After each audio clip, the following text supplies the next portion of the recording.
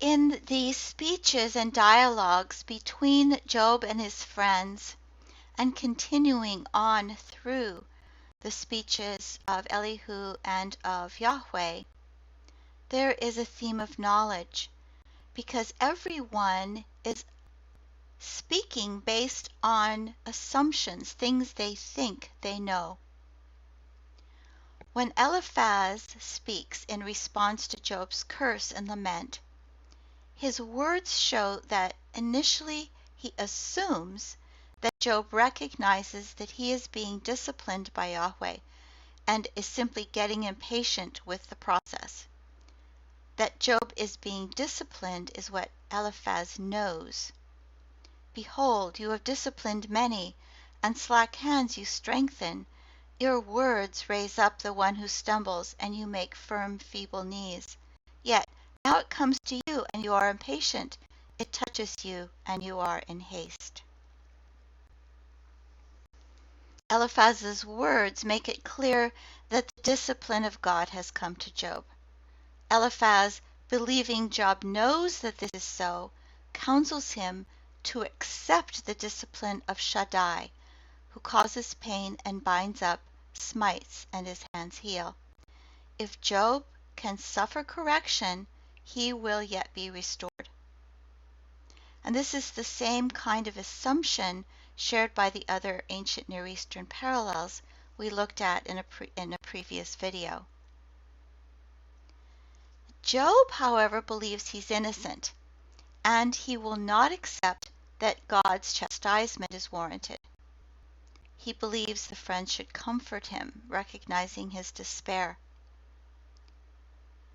And the difference between Job's view of his suffering and his friend's view is integral to their ensuing argument. For the friends, God is just and would only bring disaster upon Job if it were justified. For Job, the fact that he is being punished without justification raises questions about God's justice. The friends, speaking as those wise in the ways of God, use their knowledge to try and move Job away from his stance against God to what they see as a more proper humility and patience. They admonish, they counsel, they correct in order to get Job to change his stance. Even when they give lengthy explanations of the fate of the wicked, they are not so much arguments for God's justice as they are a consolation and warning to Job. This first speech of Eliphaz sets out this position. Eliphaz begins by chiding Job for impatience. Job need only wait and have hope, and things will be well again. Bildad in chapter 8 begins by chiding Job. He then states, if your sons sinned against him, then he sent them into the hand of their transgression. Bildad invokes the fathers and compares the godless man and the one who fears God. And this comparison corresponds to the comparison between Job and his sons. It is those who have sinned that perish, the blameless that are restored. Thus, Job is meant to be consoled, because he has not yet perished. Zophar's first speech touches upon similar themes, but he's a bit harsher. He says, know that Eloah forgets for you part of your guilt. He points out to Job his lack of knowledge, and again encourages Job to seek God and be restored. His speech ends about the fate of the wicked, and this seems to be intended as a warning. But the eyes of the wicked will come to an end, and a way of escape will perish from them, and their hope will be in expiring breath. But Job's reaction to the friend's words is not what they would desire, and he laments throughout the book God's treatment of him.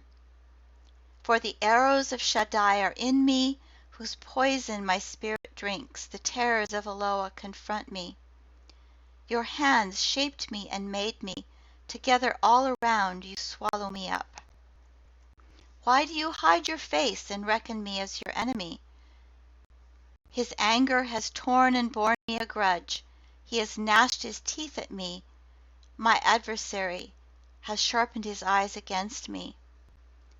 He has caused my brothers to be far from me, and my acquaintances have become estranged from me. I cry for help to you, and you do not answer me. I stand, and you do not consider me. Job also voices his complaints against the friends, and he accuses them of being partial in their judgment. My brothers act faithlessly like a stream, like the channel of rivers they pass away. Will you speak wrong for El, and for him will you speak deceit? Will you show partiality to him, or will you argue for El? This reflects the ancient Hebrew and perhaps even universal idea that one should not be partial to one party in a dispute. And he's saying that the friends are, that they are automatically rising to God's defense instead of looking at the case objectively. He continues, I have heard many such as these. You are all troublesome comforters. How long will you cause my soul grief and crush me with words? Job uses the knowledge he thinks he has to build a case against God. He knows that God will not acquit him. He knows that God's purpose was always to bring him to this suffering. He knows he should be vindicated since he is in the right. Job finds further evidence against God in the cosmos. God has great wisdom, power, and understanding, but uses it for harm and not for good. Yahweh's first speech comes as a challenge to Job's claims of knowledge concerning Yahweh's acts in creation. And some of Yahweh's words seem to directly address Job's words in chapters 3, 9, 12, and 26. And you can see this chart here, and you can look up the verses themselves.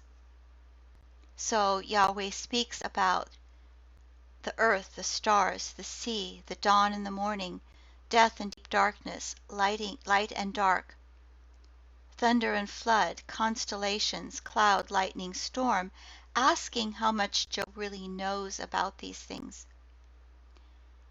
And in this, Yahweh challenges Job's right to speak of his work in the world when he lacks the knowledge and experience necessary to speak with authority. At the same time, Job's description of the world is challenged.